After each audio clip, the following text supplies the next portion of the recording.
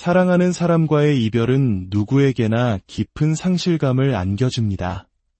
하지만 그 슬픔이 채 가시기도 전에 가장 가까웠던 이들에게 배신을 당한다면 어떨까요? 오늘 우리가 들려드릴 이야기는 한 편의 드라마보다 더 극적인, 그러나 우리의 현실 어딘가에서 실제로 일어났던 한 여성의 기록입니다. 사랑하는 남편을 갑작스럽게 떠나보낸 후 그녀는 남편이 남긴 마지막 선물을 통해 절망의 잿더미 속에서 다시 일어섭니다. 이것은 단순한 재산 다툼에 대한 이야기가 아닙니다. 한 남자가 마지막 순간까지 자신의 아내를 어떻게 지켜냈는지에 대한, 그리고 남겨진 아내가 그 사랑에 힘입어 어떻게 자신의 삶을 되찾았는지에 대한 가슴 아픈, 그러나 희망적인 이야기입니다. 저는 평범한 30대 중반의 여성이었습니다. 그저 남들처럼 사랑하는 사람을 만나 결혼하고 소소한 행복을 가꾸며 살아가는 삶을 꿈꿨습니다. 그리고 그 꿈은 현실이 되는 듯했습니다. 하지만 저의 결혼 생활은 영원할 것 같았던 기대와는 달리 불과 2년이라는 너무나도 짧은 시간 만에 막을 내리고 말았습니다. 그 2년은 제 인생에서 가장 눈부신 시간이었습니다. 제 남편은 세상에서 가장 든든한 버팀목이자 가장 따뜻한 사람이었습니다. 젊은 나이에 이미 성공한 사업가였지만 그는 늘 겸손했고 저를 존중해 주었습니다. 사실 저희 친정은 형편이 넉넉지 않았습니다. 그래서 처음에는 이렇게 대단한 사람 곁에 제가 있어도 될까 주눅이 들기도 했습니다. 하지만 남편은 그런 저를 늘 다독여 주었습니다.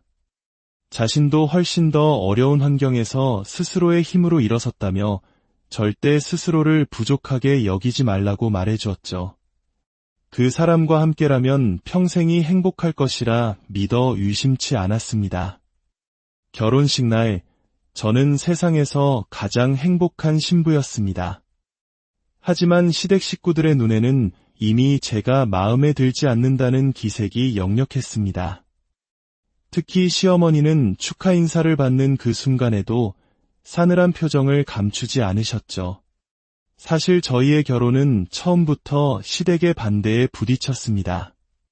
이유는 단 하나, 집안 형편이 맞지 않는다는 것이었습니다. 그 말을 들은 남편은 집안을 발칵 뒤집어 놓았다고 했습니다. 힘들었던 시절은 다 잊었냐며 어떻게 사람을 배경으로 평가할 수 있냐고 크게 화를 냈다고 들었습니다. 결국 시댁 식구들은 아들의 고집을 꺾지 못하고 마지못해 결혼을 허락했습니다. 남편은 결혼 전부터 제게 못을 박았습니다. 앞으로 누구든 당신에게 부당한 대우를 하거나 상처를 주면 가만히 있지 않겠다고요.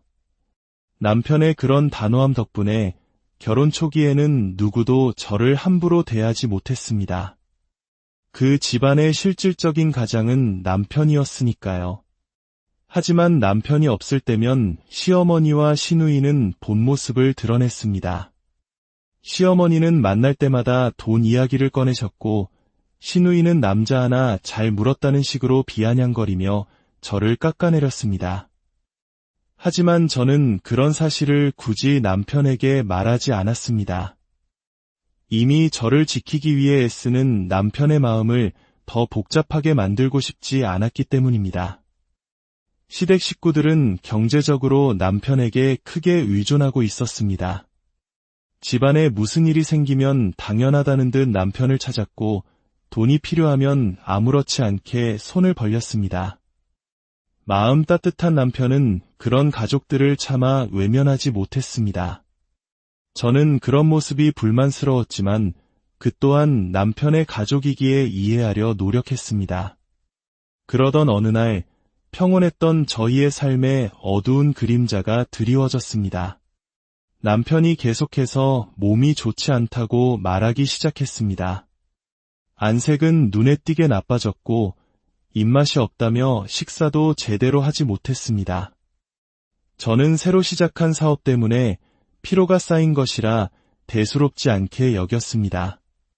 하지만 남편의 증상은 점점 심해졌고 결국 갑작스러운 복통으로 쓰러져 응급실로 실려갔습니다. 의사의 진단은 청천벽력과도 같았습니다. 간암 3기. 세상이 무너지는 것 같았습니다. 결혼한 지 겨우 2년, 아직 서로 너무나 사랑하는 우리에게 이런 시련이 닥친 것인지 이해할 수 없었습니다. 남편 역시 큰 충격을 받았지만 이내 담담하게 저를 위로했습니다. 괜찮아. 요즘 의술이 얼마나 좋은데. 할 수 있는 만큼 해보자. 그의 담담한 위로에 저는 오히려 더 큰 눈물을 쏟았습니다. 유명하다는 병원과 의사를 모두 찾아다녔지만 남편의 병세는 무서울 정도로 빠르게 악화되었습니다.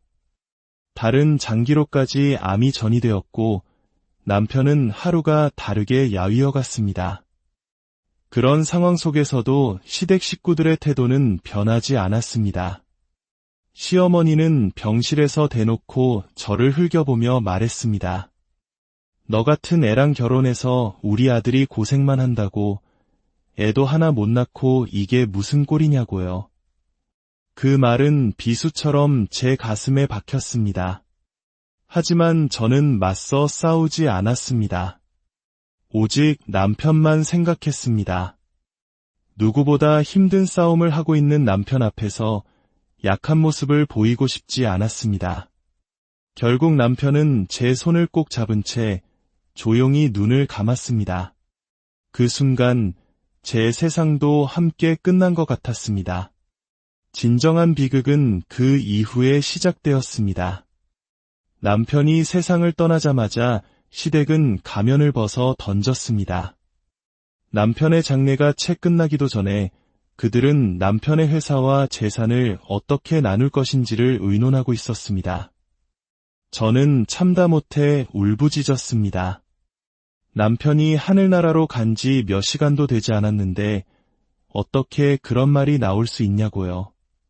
하지만 그들은 기가 찬다는 표정으로 저를 쳐다볼 뿐이었습니다. 그리고 장례식장에서 시어머니는 제게 다가와 말했습니다. 그 집, 어차피 내 명의도 아니니 우리가 관리할 거다. 내 짐이나 챙겨서 나갈 준비해라. 남편과 함께 꾸렸던 우리의 보금자리에서 저를 내쫓겠다는 말이었습니다. 저는 믿을 수가 없었습니다. 저는 결코 물러설 수 없다고 말했습니다. 그 집은 저와 남편의 모든 추억이 담긴 곳이었고 어머니께는 저를 내쫓을 권리가 없다고요. 장례를 모두 마치고 집으로 돌아왔을 때 저는 제 눈을 의심했습니다. 집 문이 열려 있었고 안에는 시댁 식구들이 있었습니다. 그들은 마치 자기 집인 양 제 물건들을 이삿짐 박스에 담고 있었습니다. 저는 소리쳤습니다.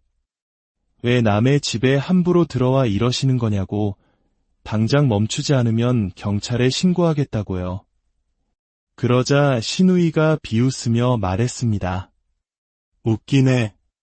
이 집이 내 것도 아닌데 무슨 권리로 이래라 저래라야? 내 동생 죽자마자 이 집 차지하려는 속셈 누가 모를 줄 알아. 그들은 저를 돈만 보고 결혼한 파렴치한 여자로 몰아갔습니다. 제가 아무리 사랑해서 결혼한 것이라고 돈은 필요 없으니 남편만 돌아올 수 있다면 좋겠다고 울부짖어도 소용없었습니다. 시어머니는 제 머리채를 잡고 저를 집 밖으로 내동댕이 쳤습니다. 다시는 우리 앞에 나타나지 마라. 이 집은 이제 우리 집이다. 저는 복도에 주저앉아 대성통곡했습니다. 든든한 등대 같았던 남편이 없다는 사실이 너무나도 서러웠습니다. 세상에 완전히 혼자 버려진 기분이었습니다. 몸과 마음이 만신창이가 된 채 저는 시댁이 던져놓은 제 짐 가방 몇 개를 들고 친정으로 향했습니다. 부모님께는 차마 시댁에서 쫓겨났다는 말을 할 수 없었습니다. 그저 남편을 떠나보낸 슬픔에 기대고 싶어 왔다고 둘러댔습니다. 제 방 침대에 누워 멍하니 천장을 바라보았습니다. 오늘 있었던 모든 일이 끔찍한 악몽 같았습니다. 그때 바닥에 놓인 작은 앨범 하나가 눈에 들어왔습니다. 남편과 함께 찍었던 사진들을 모아둔 앨범이었습니다. 정신없는 와중에도 무의식적으로 가장 소중한 것을 챙겨왔던 모양입니다. 앨범을 펼치자 행복하게 웃고 있는 우리의 모습이 한 장 한 장 나타났습니다. 눈물이 다시 왈칵 쏟아졌습니다. 앨범 마지막 장을 덮으려는 순간 속지에 낯선 종이 한 장이 끼워져 있는 것을 발견했습니다. 조심스럽게 꺼내 펼쳐보았습니다.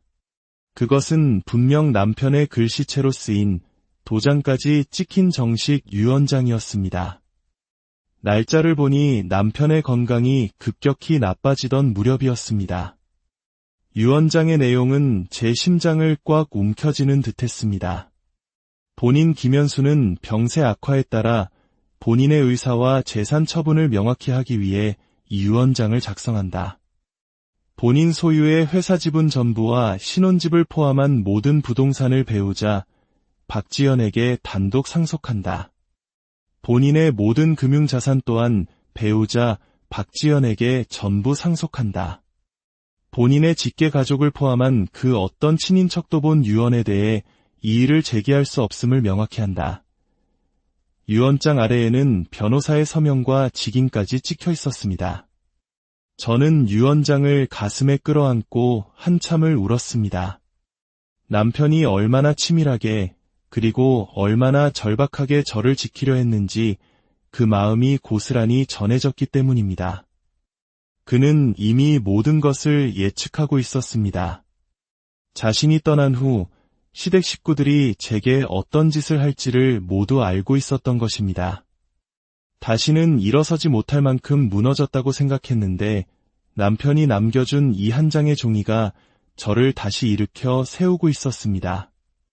유언장과 함께 들어있던 변호사의 명함. 저는 결심했습니다. 더 이상 울고만 있지 않겠다고. 남편이 제게 쥐어준 이 마지막 무기로 제 삶을 되찾겠다고 말입니다. 다음 날 아침, 저는 명함에 적힌 주소로 변호사 사무실을 찾아갔습니다. 중후한 목소리의 변호사는 저를 보자마자 말했습니다. 박지연 씨 되시죠? 기다리고 있었습니다. 그 한마디에 또다시 눈물이 터져나올 뻔했습니다. 변호사님은 남편이 모든 것을 미리 준비해 두었다고 설명해 주었습니다. 남편은 정신이 온전했을 때 병원에서 몰래 변호사에게 연락했고 변호사가 직접 병원으로 와서 유언장 작성을 도왔다고 합니다. 심지어 제가 병원에서 자리를 비운 사이 변호사가 직접 저희 집에 와서 이 유언장을 앨범 속에 넣어두고 갔다는 것이었습니다. 남편은 변호사에게 이렇게 말했다고 합니다. 제 아내가 이걸 찾게 될 때쯤이면 정말 힘든 상황일 겁니다. 부디 제 아내를 꼭 지켜주십시오. 남편은 마지막 순간까지 저만을 생각하고 있었던 것입니다. 변호사님은 이미 모든 서류 준비를 마친 상태였습니다. 회사 지분 이전 서류, 부동산 명의 이전 서류까지 완벽하게 준비되어 있었습니다. 그리고 결정적으로 시댁 식구들이 저희 집에 무단으로 침입하고 저를 강제로 쫓아내는 모습이 아파트 복도 CCTV에 고스란히 찍혀 있었습니다. 변호사님은 제게 말했습니다. 이제 박지연 씨 차례입니다. 남편분께서 이렇게까지 준비해 주신 이유를 잊지 마십시오. 이제는 맞서 싸워야 합니다. 저는 눈물을 닦으며 굳게 고개를 끄덕였습니다. 우리는 곧바로 법적 절차에 들어갔습니다. 시댁에는 무단 침입, 재산권 침해, 협박에 대한 법적 대응을 예고하는 내용 증명이 발송되었습니다. 신우와 시어머니에게서 온갖 욕설과 협박이 담긴 전화가 빗발쳤지만 저는 더 이상 흔들리지 않았습니다. 모든 것은 법에 따라 진행될 것이라고 차분하게 응수했습니다. 결국 시댁 식구들은 경찰 조사를 받게 되었고 재판이 열렸습니다. 법정에 선 그들은 여전히 분노에 차 있었지만 명백한 증거 앞에서 더 이상 어떤 변명도 할 수 없었습니다. 판결은 오래 걸리지 않았습니다. 법은 남편이 남긴 유언의 효력을 인정했고 시댁 식구들의 모든 행위는 불법임이 명백하게 밝혀졌습니다. 그들은 저를 내쫓았던 바로 그 집에서 즉시 퇴거해야 했으며 무단 침입과 재산 손괴에 대한 처벌을 피할 수 없게 되었습니다. 재판이 끝나고 법정을 나오는 제게 시어머니가 악을 썼습니다. 내가 우리 집안을 망신주고 이걸로 다 끝난 것 같으냐? 천벌을 받을 것이다. 저는 조용히 대답했습니다. 망신은 제가 드린 게 아니라 스스로 자초하신 겁니다. 그리고 남편은 하늘에서 이 모습을 보고 슬퍼하시기보다는 오히려 제가 꿋꿋하게 제 삶을 지켜낸 것을 자랑스러워하실 겁니다. 이제 두 번 다시 그 누구도 제 인생을 함부로 흔들지 못하게 할 겁니다. 그렇게 길고 길었던 싸움이 끝났습니다. 저는 남편과 함께 살았던 우리의 집으로 돌아왔습니다. 집안 곳곳에는 여전히 그의 온기가 남아있는 듯했습니다. 남편이 제게 남겨준 것은 단순히 집이나 돈이 아니었습니다. 그것은 마지막 순간까지 아내를 지키고자 했던 한 남자의 깊고 변치 않는 사랑이었고 무너진 세상 속에서 제가 다시 일어서서 살아갈 수 있는 용기였습니다. 저는 이제 남편의 사랑을 가슴에 품고 그가 지켜준 이 삶을 더욱 소중하고 사랑하는 사람과의 이별은 누구에게나 깊은 상실감을 안겨줍니다. 하지만 그 슬픔이 채 가시기도 전에 가장 가까웠던 이들에게 배신을 당한다면 어떨까요? 오늘 우리가 들려드릴 이야기는 한 편의 드라마보다 더 극적인, 그러나 우리의 현실 어딘가에서 실제로 일어났던 한 여성의 기록입니다. 사랑하는 남편을 갑작스럽게 떠나보낸 후 그녀는 남편이 남긴 마지막 선물을 통해 절망의 잿더미 속에서 다시 일어섭니다. 이것은 단순한 재산 다툼에 대한 이야기가 아닙니다.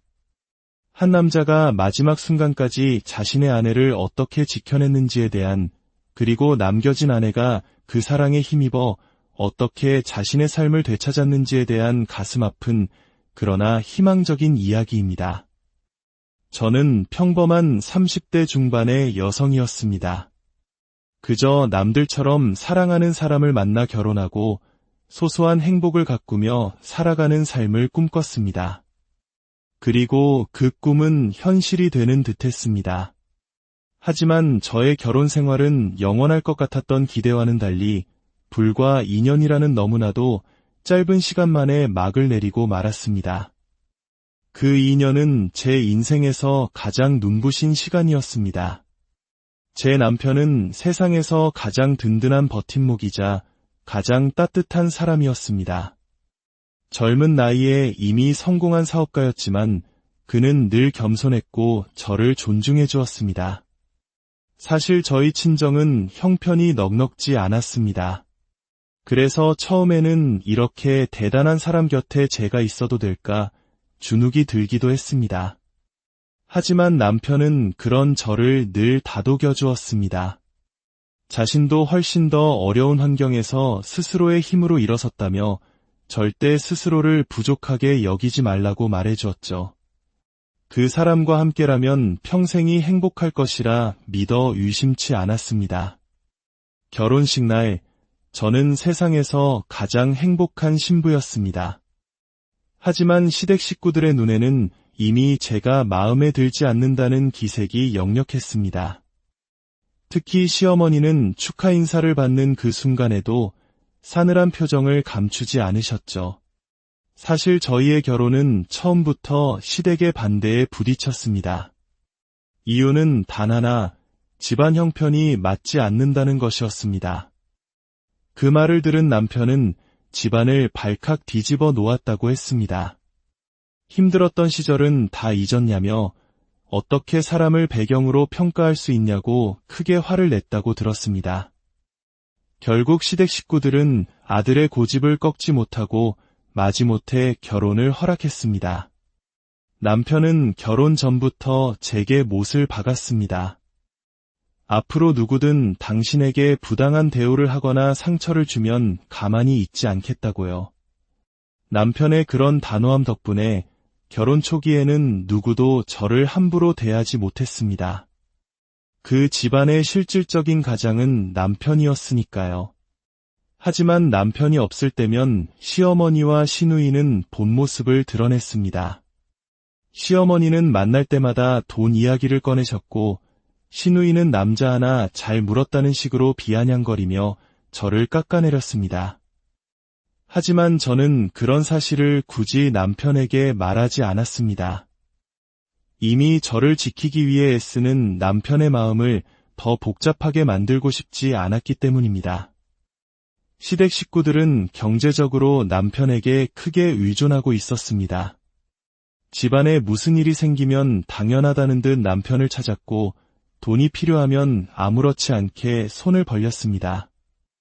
마음 따뜻한 남편은 그런 가족들을 차마 외면하지 못했습니다. 저는 그런 모습이 불만스러웠지만 그 또한 남편의 가족이기에 이해하려 노력했습니다. 그러던 어느 날 평온했던 저희의 삶에 어두운 그림자가 드리워졌습니다. 남편이 계속해서 몸이 좋지 않다고 말하기 시작했습니다. 안색은 눈에 띄게 나빠졌고 입맛이 없다며 식사도 제대로 하지 못했습니다. 저는 새로 시작한 사업 때문에 피로가 쌓인 것이라 대수롭지 않게 여겼습니다. 하지만 남편의 증상은 점점 심해졌고 결국 갑작스러운 복통으로 쓰러져 응급실로 실려갔습니다. 의사의 진단은 청천벽력과도 같았습니다. 간암 3기. 세상이 무너지는 것 같았습니다. 결혼한 지 겨우 2년, 아직 서로 너무나 사랑하는 우리에게 이런 시련이 닥친 것인지 이해할 수 없었습니다. 남편 역시 큰 충격을 받았지만 이내 담담하게 저를 위로했습니다. 괜찮아, 요즘 의술이 얼마나 좋은데 할 수 있는 만큼 해보자. 그의 담담한 위로에 저는 오히려 더 큰 눈물을 쏟았습니다. 유명하다는 병원과 의사를 모두 찾아다녔지만 남편의 병세는 무서울 정도로 빠르게 악화되었습니다. 다른 장기로까지 암이 전이되었고 남편은 하루가 다르게 야위어 갔습니다. 그런 상황 속에서도 시댁 식구들의 태도는 변하지 않았습니다. 시어머니는 병실에서 대놓고 저를 흘겨보며 말했습니다. 너 같은 애랑 결혼해서 우리 아들이 고생만 한다고 애도 하나 못 낳고 이게 무슨 꼴이냐고요. 그 말은 비수처럼 제 가슴에 박혔습니다. 하지만 저는 맞서 싸우지 않았습니다. 오직 남편만 생각했습니다. 누구보다 힘든 싸움을 하고 있는 남편 앞에서 약한 모습을 보이고 싶지 않았습니다. 결국 남편은 제 손을 꼭 잡은 채 조용히 눈을 감았습니다. 그 순간 제 세상도 함께 끝난 것 같았습니다. 진정한 비극은 그 이후에 시작되었습니다. 남편이 세상을 떠나자마자 시댁은 가면을 벗어 던졌습니다. 남편의 장례가 채 끝나기도 전에 그들은 남편의 회사와 재산을 어떻게 나눌 것인지를 의논하고 있었습니다. 저는 참다 못해 울부짖었습니다. 남편이 하늘나라로 간 지 몇 시간도 되지 않았는데 어떻게 그런 말이 나올 수 있냐고요. 하지만 그들은 기가 찬다는 표정으로 저를 쳐다볼 뿐이었습니다. 그리고 장례식장에서 시어머니는 제게 다가와 말했습니다. 그 집 어차피 4명이도 아니니 우리가 관리할 거다. 내 짐이나 챙겨서 나갈 준비해라. 남편과 함께 꾸렸던 우리의 보금자리에서 저를 내쫓겠다는 말이었습니다. 저는 믿을 수가 없었습니다. 저는 결코 물러설 수 없다고 말했습니다. 그 집은 저와 남편의 모든 추억이 담긴 곳이었고 어머니께는 저를 내쫓을 권리가 없다고요. 장례를 모두 마치고 집으로 돌아왔을 때 저는 제 눈을 의심했습니다. 집 문이 열려 있었고 안에는 시댁 식구들이 있었습니다. 그들은 마치 자기 집인 양 제 물건들을 이삿짐 박스에 담고 있었습니다. 저는 소리쳤습니다. 왜 남의 집에 함부로 들어와 이러시는 거냐고, 당장 멈추지 않으면 경찰에 신고하겠다고요. 그러자 시누이가 비웃으며 말했습니다. 웃기네. 이 집이 내 것도 아닌데 무슨 권리로 이래라 저래라야? 내 동생 죽자마자 이 집 차지하려는 속셈 누가 모를 줄 알아. 그들은 저를 돈만 보고 결혼한 파렴치한 여자로 몰아갔습니다. 제가 아무리 사랑해서 결혼한 것이라고 돈은 필요 없으니 남편만 돌아올 수 있다면 좋겠다고 울부짖어도 소용없었습니다. 시어머니는 제 머리채를 잡고 저를 집 밖으로 내동댕이 쳤습니다. 다시는 우리 앞에 나타나지 마라. 이 집은 이제 우리 집이다. 저는 복도에 주저앉아 대성통곡했습니다. 든든한 등대 같았던 남편이 없다는 사실이 너무나도 서러웠습니다. 세상에 완전히 혼자 버려진 기분이었습니다. 몸과 마음이 만신창이가 된 채 저는 시댁이 던져놓은 제 짐 가방 몇 개를 들고 친정으로 향했습니다. 부모님께는 차마 시댁에서 쫓겨났다는 말을 할 수 없었습니다. 그저 남편을 떠나보낸 슬픔에 기대고 싶어 왔다고 둘러댔습니다. 제 방 침대에 누워 멍하니 천장을 바라보았습니다. 오늘 있었던 모든 일이 끔찍한 악몽 같았습니다. 그때 바닥에 놓인 작은 앨범 하나가 눈에 들어왔습니다. 남편과 함께 찍었던 사진들을 모아둔 앨범이었습니다. 정신없는 와중에도 무의식적으로 가장 소중한 것을 챙겨왔던 모양입니다. 앨범을 펼치자 행복하게 웃고 있는 우리의 모습이 한 장 한 장 나타났습니다. 눈물이 다시 왈칵 쏟아졌습니다. 앨범 마지막 장을 덮으려는 순간 속지에 낯선 종이 한 장이 끼워져 있는 것을 발견했습니다. 조심스럽게 꺼내 펼쳐보았습니다. 그것은 분명 남편의 글씨체로 쓰인 도장까지 찍힌 정식 유언장이었습니다. 날짜를 보니 남편의 건강이 급격히 나빠지던 무렵이었습니다. 유언장의 내용은 제 심장을 꽉 움켜쥐는 듯했습니다. 본인 김현수는 병세 악화에 따라 본인의 의사와 재산 처분을 명확히 하기 위해 이 유언장을 작성한다. 본인 소유의 회사 지분 전부와 신혼집을 포함한 모든 부동산을 배우자 박지연에게 단독 상속한다. 본인의 모든 금융자산 또한 배우자 박지연에게 전부 상속한다. 본인의 직계 가족을 포함한 그 어떤 친인척도 본 유언에 대해 이의를 제기할 수 없음을 명확히 한다. 유언장 아래에는 변호사의 서명과 직인까지 찍혀 있었습니다. 저는 유언장을 가슴에 끌어안고 한참을 울었습니다.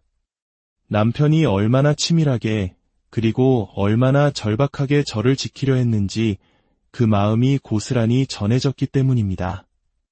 그는 이미 모든 것을 예측하고 있었습니다. 자신이 떠난 후 시댁 식구들이 제게 어떤 짓을 할지를 모두 알고 있었던 것입니다. 다시는 일어서지 못할 만큼 무너졌다고 생각했는데 남편이 남겨준 이 한 장의 종이가 저를 다시 일으켜 세우고 있었습니다. 유언장과 함께 들어있던 변호사의 명함. 저는 결심했습니다. 더 이상 울고만 있지 않겠다고. 남편이 제게 쥐어준 이 마지막 무기로 제 삶을 되찾겠다고 말입니다. 다음 날 아침, 저는 명함에 적힌 주소로 변호사 사무실을 찾아갔습니다. 중후한 목소리의 변호사는 저를 보자마자 말했습니다. 박지연 씨 되시죠?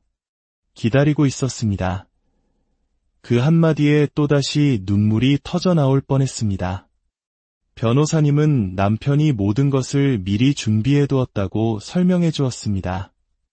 남편은 정신이 온전했을 때 병원에서 몰래 변호사에게 연락했고 변호사가 직접 병원으로 와서 유언장 작성을 도왔다고 합니다. 심지어 제가 병원에서 자리를 비운 사이 변호사가 직접 저희 집에 와서 유언장을 앨범 속에 넣어두고 갔다는 것이었습니다. 남편은 변호사에게 이렇게 말했다고 합니다.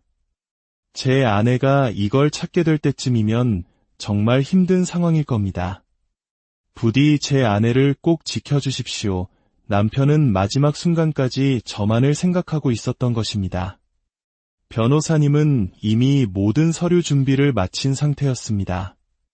회사 지분 이전 서류, 부동산 명의 이전 서류까지 완벽하게 준비되어 있었습니다. 그리고 결정적으로 시댁 식구들이 저희 집에 무단으로 침입하고 저를 강제로 쫓아내는 모습이 아파트 복도 CCTV에 고스란히 찍혀 있었습니다. 변호사님은 제게 말했습니다. 이제 박지연 씨 차례입니다. 남편분께서 이렇게까지 준비해 주신 이유를 잊지 마십시오.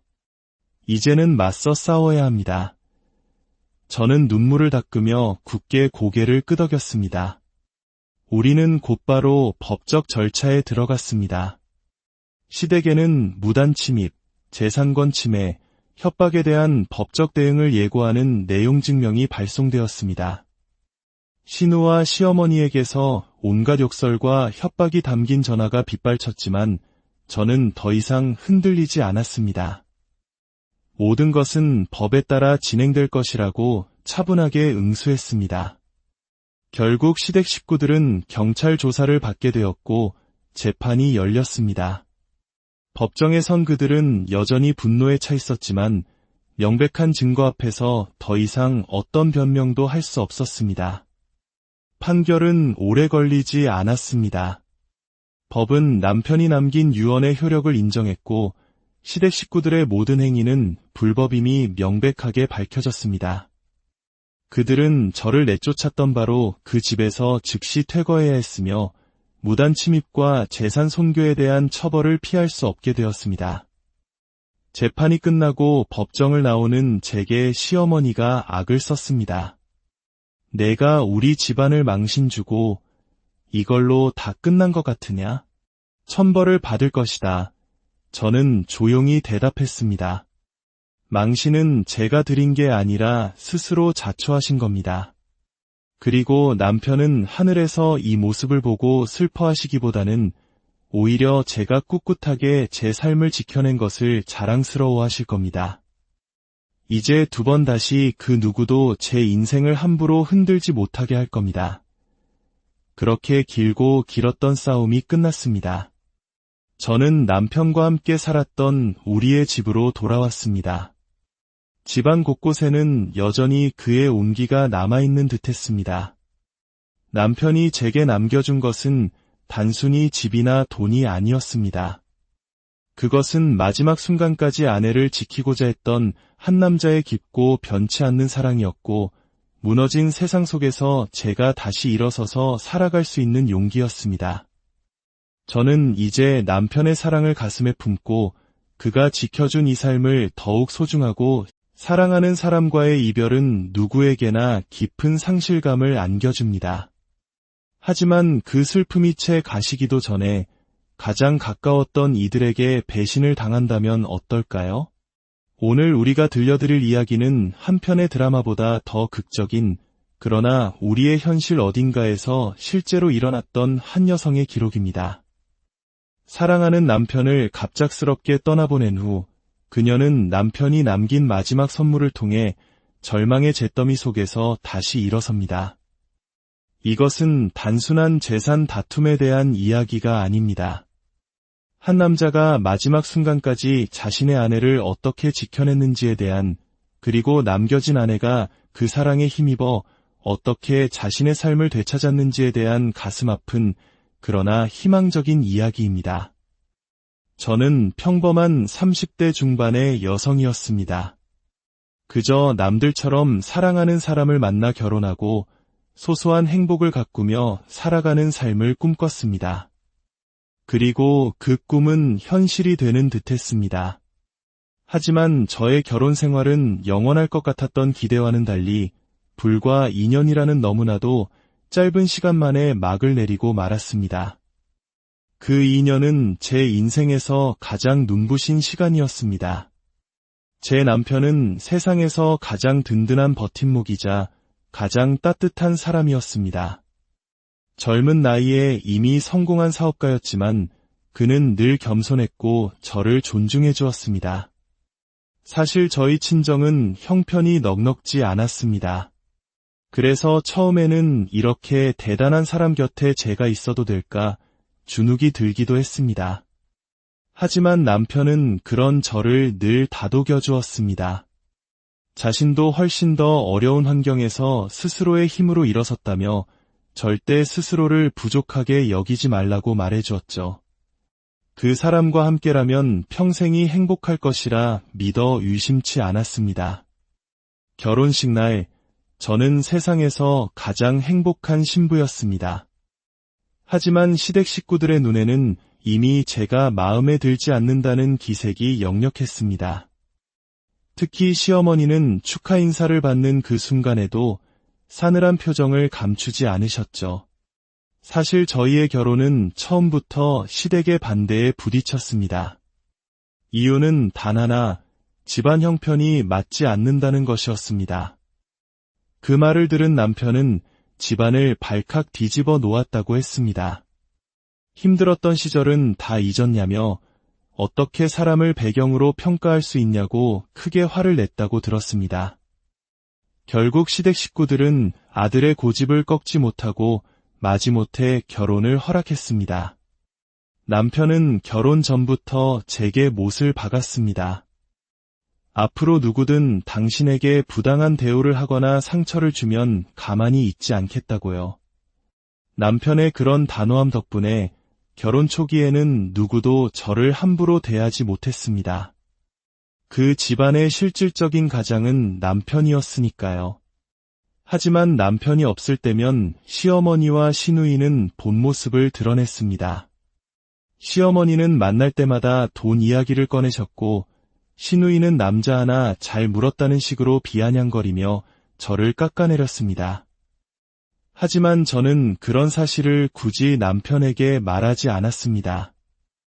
이미 저를 지키기 위해 애쓰는 남편의 마음을 더 복잡하게 만들고 싶지 않았기 때문입니다. 시댁 식구들은 경제적으로 남편에게 크게 의존하고 있었습니다. 집안에 무슨 일이 생기면 당연하다는 듯 남편을 찾았고 돈이 필요하면 아무렇지 않게 손을 벌렸습니다. 마음 따뜻한 남편은 그런 가족들을 차마 외면하지 못했습니다. 저는 그런 모습이 불만스러웠지만 그 또한 남편의 가족이기에 이해하려 노력했습니다. 그러던 어느 날 평온했던 저희의 삶에 어두운 그림자가 드리워졌습니다. 남편이 계속해서 몸이 좋지 않다고 말하기 시작했습니다. 안색은 눈에 띄게 나빠졌고 입맛이 없다며 식사도 제대로 하지 못했습니다. 저는 새로 시작한 사업 때문에 피로가 쌓인 것이라 대수롭지 않게 여겼습니다. 하지만 남편의 증상은 점점 심해졌고 결국 갑작스러운 복통으로 쓰러져 응급실로 실려갔습니다. 의사의 진단은 청천벽력과도 같았습니다. 간암 3기. 세상이 무너지는 것 같았습니다. 결혼한 지 겨우 2년, 아직 서로 너무나 사랑하는 우리에게 이런 시련이 닥친 것인지 이해할 수 없었습니다. 남편 역시 큰 충격을 받았지만 이내 담담하게 저를 위로했습니다. 괜찮아, 요즘 의술이 얼마나 좋은데 할 수 있는 만큼 해보자. 그의 담담한 위로에 저는 오히려 더 큰 눈물을 쏟았습니다. 유명하다는 병원과 의사를 모두 찾아다녔지만 남편의 병세는 무서울 정도로 빠르게 악화되었습니다. 다른 장기로까지 암이 전이되었고 남편은 하루가 다르게 야위어갔습니다. 그런 상황 속에서도 시댁 식구들의 태도는 변하지 않았습니다. 시어머니는 병실에서 대놓고 저를 흘겨보며 말했습니다. 너 같은 애랑 결혼해서 우리 아들이 고생만 한다고 애도 하나 못 낳고 이게 무슨 꼴이냐고요. 그 말은 비수처럼 제 가슴에 박혔습니다. 하지만 저는 맞서 싸우지 않았습니다. 오직 남편만 생각했습니다. 누구보다 힘든 싸움을 하고 있는 남편 앞에서 약한 모습을 보이고 싶지 않았습니다. 결국 남편은 제 손을 꼭 잡은 채 조용히 눈을 감았습니다. 그 순간 제 세상도 함께 끝난 것 같았습니다. 진정한 비극은 그 이후에 시작되었습니다. 남편이 세상을 떠나자마자 시댁은 가면을 벗어 던졌습니다. 남편의 장례가 채 끝나기도 전에 그들은 남편의 회사와 재산을 어떻게 나눌 것인지를 의논하고 있었습니다.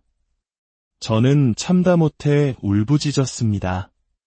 남편이 하늘나라로 간 지 몇 시간도 되지 않았는데 어떻게 그런 말이 나올 수 있냐고요. 하지만 그들은 기가 찬다는 표정으로 저를 쳐다볼 뿐이었습니다.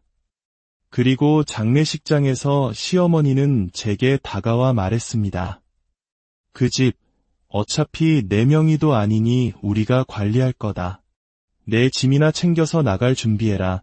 남편과 함께 꾸렸던 우리의 보금자리에서 저를 내쫓겠다는 말이었습니다. 저는 믿을 수가 없었습니다. 저는 결코 물러설 수 없다고 말했습니다. 그 집은 저와 남편의 모든 추억이 담긴 곳이었고 어머니께는 저를 내쫓을 권리가 없다고요. 장례를 모두 마치고 집으로 돌아왔을 때 저는 제 눈을 의심했습니다. 집 문이 열려 있었고 안에는 시댁 식구들이 있었습니다. 그들은 마치 자기 집인 양 제 물건들을 이삿짐 박스에 담고 있었습니다. 저는 소리쳤습니다. 왜 남의 집에 함부로 들어와 이러시는 거냐고, 당장 멈추지 않으면 경찰에 신고하겠다고요. 그러자 시누이가 비웃으며 말했습니다. 웃기네. 이 집이 내 것도 아닌데 무슨 권리로 이래라 저래라야? 내 동생 죽자마자 이 집 차지하려는 속셈 누가 모를 줄 알아. 그들은 저를 돈만 보고 결혼한 파렴치한 여자로 몰아갔습니다. 제가 아무리 사랑해서 결혼한 것이라고 돈은 필요 없으니 남편만 돌아올 수 있다면 좋겠다고 울부짖어도 소용없었습니다. 시어머니는 제 머리채를 잡고 저를 집 밖으로 내동댕이 쳤습니다. 다시는 우리 앞에 나타나지 마라. 이 집은 이제 우리 집이다. 저는 복도에 주저앉아 대성통곡했습니다. 든든한 등대 같았던 남편이 없다는 사실이 너무나도 서러웠습니다. 세상에 완전히 혼자 버려진 기분이었습니다. 몸과 마음이 만신창이가 된 채 저는 시댁이 던져놓은 제 짐 가방 몇 개를 들고 친정으로 향했습니다. 부모님께는 차마 시댁에서 쫓겨났다는 말을 할 수 없었습니다. 그저 남편을 떠나보낸 슬픔에 기대고 싶어 왔다고 둘러댔습니다. 제 방 침대에 누워 멍하니 천장을 바라보았습니다. 오늘 있었던 모든 일이 끔찍한 악몽 같았습니다. 그때 바닥에 놓인 작은 앨범 하나가 눈에 들어왔습니다. 남편과 함께 찍었던 사진들을 모아둔 앨범이었습니다. 정신없는 와중에도 무의식적으로 가장 소중한 것을 챙겨왔던 모양입니다. 앨범을 펼치자 행복하게 웃고 있는 우리의 모습이 한 장 한 장 나타났습니다. 눈물이 다시 왈칵 쏟아졌습니다. 앨범 마지막 장을 덮으려는 순간 속지에 낯선 종이 한 장이 끼워져 있는 것을 발견했습니다. 조심스럽게 꺼내 펼쳐보았습니다. 그것은 분명 남편의 글씨체로 쓰인 도장까지 찍힌 정식 유언장이었습니다. 날짜를 보니 남편의 건강이 급격히 나빠지던 무렵이었습니다. 유언장의 내용은 제 심장을 꽉 움켜쥐는 듯했습니다. 본인 김현수는 병세 악화에 따라 본인의 의사와 재산 처분을 명확히 하기 위해 이 유언장을 작성한다. 본인 소유의 회사 지분 전부와 신혼집을 포함한 모든 부동산을 배우자 박지연에게 단독 상속한다. 본인의 모든 금융자산 또한 배우자 박지연에게 전부 상속한다. 본인의 직계 가족을 포함한 그 어떤 친인척도 본 유언에 대해 이의를 제기할 수 없음을 명확히 한다. 유언장 아래에는 변호사의 서명과 직인까지 찍혀 있었습니다. 저는 유언장을 가슴에 끌어안고 한참을 울었습니다. 남편이 얼마나 치밀하게 그리고 얼마나 절박하게 저를 지키려 했는지 그 마음이 고스란히 전해졌기 때문입니다. 그는 이미 모든 것을 예측하고 있었습니다. 자신이 떠난 후 시댁 식구들이 제게 어떤 짓을 할지를 모두 알고 있었던 것입니다. 다시는 일어서지 못할 만큼 무너졌다고 생각했는데 남편이 남겨준 이 한 장의 종이가 저를 다시 일으켜 세우고 있었습니다. 유언장과 함께 들어있던 변호사의 명함. 저는 결심했습니다. 더 이상 울고만 있지 않겠다고. 남편이 제게 쥐어준 이 마지막 무기로 제 삶을 되찾겠다고 말입니다. 다음 날 아침, 저는 명함에 적힌 주소로 변호사 사무실을 찾아갔습니다. 중후한 목소리의 변호사는 저를 보자마자 말했습니다. 박지연 씨 되시죠? 기다리고 있었습니다. 그 한마디에 또다시 눈물이 터져나올 뻔했습니다. 변호사님은 남편이 모든 것을 미리 준비해두었다고 설명해 주었습니다. 남편은 정신이 온전했을 때 병원에서 몰래 변호사에게 연락했고 변호사가 직접 병원으로 와서 유언장 작성을 도왔다고 합니다. 심지어 제가 병원에서 자리를 비운 사이 변호사가 직접 저희 집에 와서 이 유언장을 앨범 속에 넣어두고 갔다는 것이었습니다. 남편은 변호사에게 이렇게 말했다고 합니다. 제 아내가 이걸 찾게 될 때쯤이면 정말 힘든 상황일 겁니다. 부디 제 아내를 꼭 지켜주십시오. 남편은 마지막 순간까지 저만을 생각하고 있었던 것입니다. 변호사님은 이미 모든 서류 준비를 마친 상태였습니다. 회사 지분 이전 서류, 부동산 명의 이전 서류까지 완벽하게 준비되어 있었습니다. 그리고 결정적으로 시댁 식구들이 저희 집에 무단으로 침입하고 저를 강제로 쫓아내는 모습이 아파트 복도 CCTV에 고스란히 찍혀 있었습니다. 변호사님은 제게 말했습니다. 이제 박지연 씨 차례입니다. 남편분께서 이렇게까지 준비해 주신 이유를 잊지 마십시오. 이제는 맞서 싸워야 합니다. 저는 눈물을 닦으며 굳게 고개를 끄덕였습니다. 우리는 곧바로 법적 절차에 들어갔습니다. 시댁에는 무단 침입, 재산권 침해, 협박에 대한 법적 대응을 예고하는 내용 증명이 발송되었습니다. 신우와 시어머니에게서 온갖 욕설과 협박이 담긴 전화가 빗발쳤지만 저는 더 이상 흔들리지 않았습니다. 모든 것은 법에 따라 진행될 것이라고 차분하게 응수했습니다. 결국 시댁 식구들은 경찰 조사를 받게 되었고 재판이 열렸습니다. 법정에 선 그들은 여전히 분노에 차 있었지만 명백한 증거 앞에서 더 이상 어떤 변명도 할 수 없었습니다. 판결은 오래 걸리지 않았습니다. 법은 남편이 남긴 유언의 효력을 인정했고 시댁 식구들의 모든 행위는 불법임이 명백하게 밝혀졌습니다. 그들은 저를 내쫓았던 바로 그 집에서 즉시 퇴거해야 했으며 무단 침입과 재산 손괴에 대한 처벌을 피할 수 없게 되었습니다.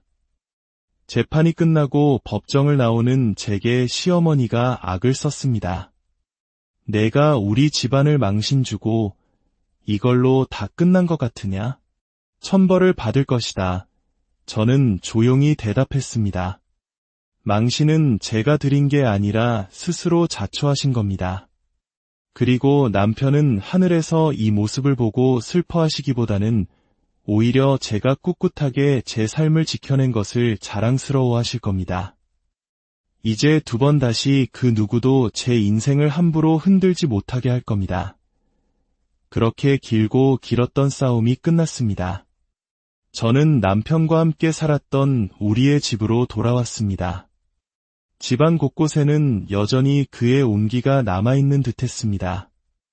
남편이 제게 남겨준 것은 단순히 집이나 돈이 아니었습니다. 그것은 마지막 순간까지 아내를 지키고자 했던 한 남자의 깊고 변치 않는 사랑이었고, 무너진 세상 속에서 제가 다시 일어서서 살아갈 수 있는 용기였습니다. 저는 이제 남편의 사랑을 가슴에 품고 그가 지켜준 이 삶을 더욱 소중하고, 사랑하는 사람과의 이별은 누구에게나 깊은 상실감을 안겨줍니다. 하지만 그 슬픔이 채 가시기도 전에 가장 가까웠던 이들에게 배신을 당한다면 어떨까요? 오늘 우리가 들려드릴 이야기는 한 편의 드라마보다 더 극적인, 그러나 우리의 현실 어딘가에서 실제로 일어났던 한 여성의 기록입니다. 사랑하는 남편을 갑작스럽게 떠나보낸 후 그녀는 남편이 남긴 마지막 선물을 통해 절망의 잿더미 속에서 다시 일어섭니다. 이것은 단순한 재산 다툼에 대한 이야기가 아닙니다. 한 남자가 마지막 순간까지 자신의 아내를 어떻게 지켜냈는지에 대한, 그리고 남겨진 아내가 그 사랑에 힘입어 어떻게 자신의 삶을 되찾았는지에 대한 가슴 아픈, 그러나 희망적인 이야기입니다. 저는 평범한 30대 중반의 여성이었습니다. 그저 남들처럼 사랑하는 사람을 만나 결혼하고 소소한 행복을 가꾸며 살아가는 삶을 꿈꿨습니다. 그리고 그 꿈은 현실이 되는 듯했습니다.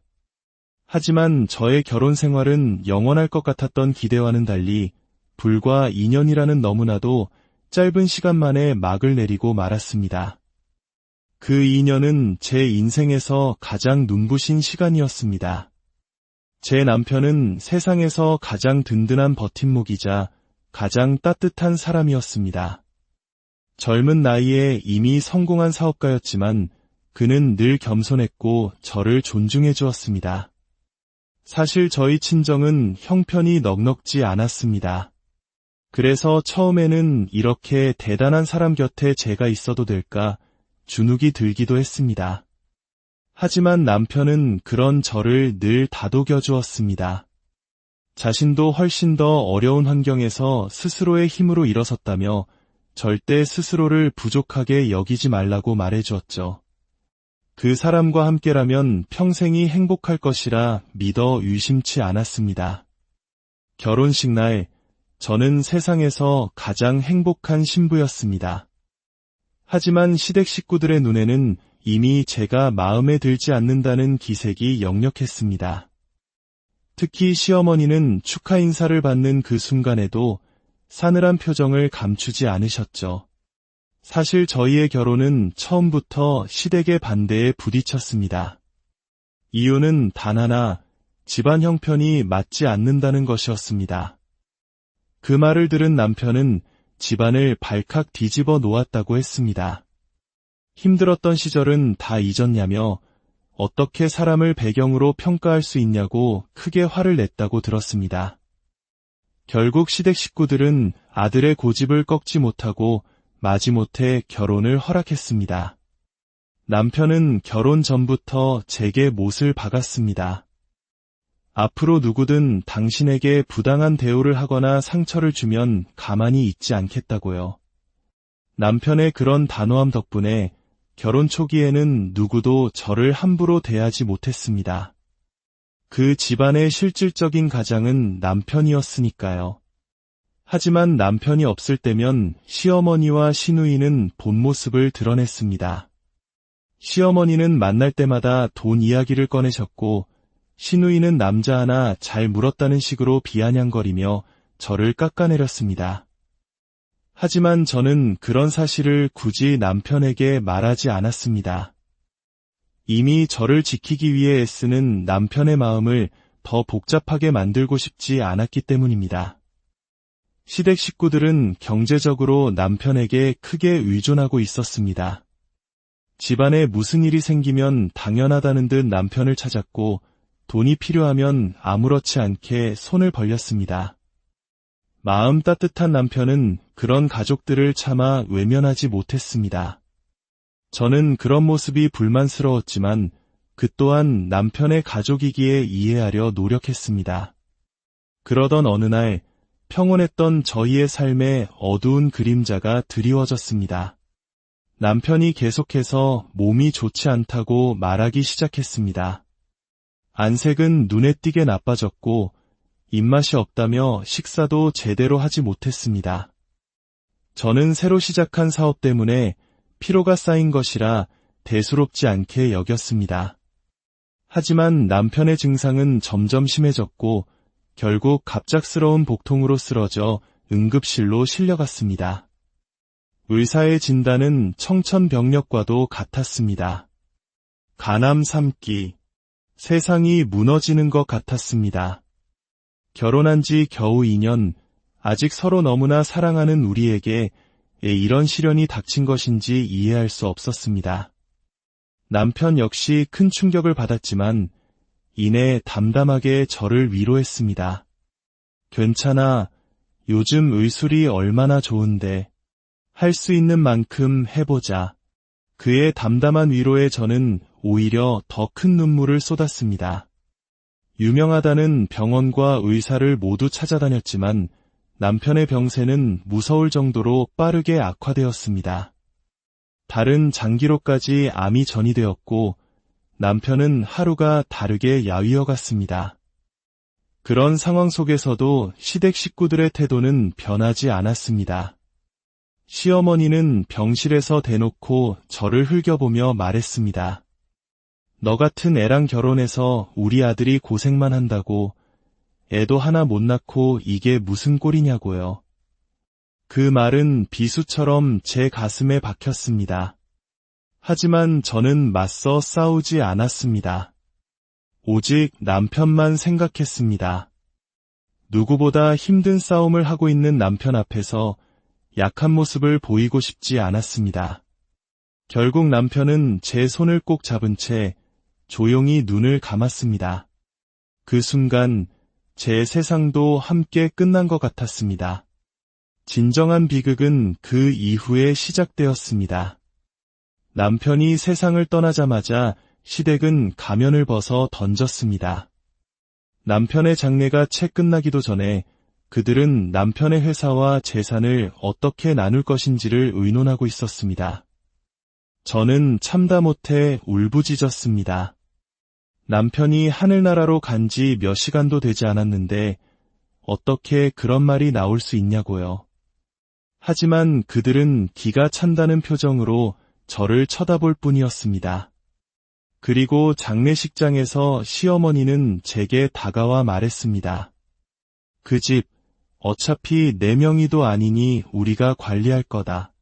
내 짐이나 챙겨서 나갈 준비해라. 남편과 함께 꾸렸던 우리의 보금자리에서 저를 내쫓겠다는 말이었습니다. 저는 믿을 수가 없었습니다. 저는 결코 물러설 수 없다고 말했습니다. 그 집은 저와 남편의 모든 추억이 담긴 곳이었고 어머니께는 저를 내쫓을 권리가 없다고요. 장례를 모두 마치고 집으로 돌아왔을 때 저는 제 눈을 의심했습니다. 집 문이 열려 있었고 안에는 시댁 식구들이 있었습니다. 그들은 마치 자기 집인 양 제 물건들을 이삿짐 박스에 담고 있었습니다. 저는 소리쳤습니다. 왜 남의 집에 함부로 들어와 이러시는 거냐고, 당장 멈추지 않으면 경찰에 신고하겠다고요. 그러자 시누이가 비웃으며 말했습니다. 웃기네. 이 집이 내 것도 아닌데 무슨 권리로 이래라 저래라야? 내 동생 죽자마자 이 집 차지하려는 속셈 누가 모를 줄 알아. 그들은 저를 돈만 보고 결혼한 파렴치한 여자로 몰아갔습니다. 제가 아무리 사랑해서 결혼한 것이라고 돈은 필요 없으니 남편만 돌아올 수 있다면 좋겠다고 울부짖어도 소용없었습니다. 시어머니는 제 머리채를 잡고 저를 집 밖으로 내동댕이 쳤습니다. 다시는 우리 앞에 나타나지 마라. 이 집은 이제 우리 집이다. 저는 복도에 주저앉아 대성통곡했습니다. 든든한 등대 같았던 남편이 없다는 사실이 너무나도 서러웠습니다. 세상에 완전히 혼자 버려진 기분이었습니다. 몸과 마음이 만신창이가 된 채 저는 시댁이 던져놓은 제 짐 가방 몇 개를 들고 친정으로 향했습니다. 부모님께는 차마 시댁에서 쫓겨났다는 말을 할 수 없었습니다. 그저 남편을 떠나보낸 슬픔에 기대고 싶어 왔다고 둘러댔습니다. 제 방 침대에 누워 멍하니 천장을 바라보았습니다. 오늘 있었던 모든 일이 끔찍한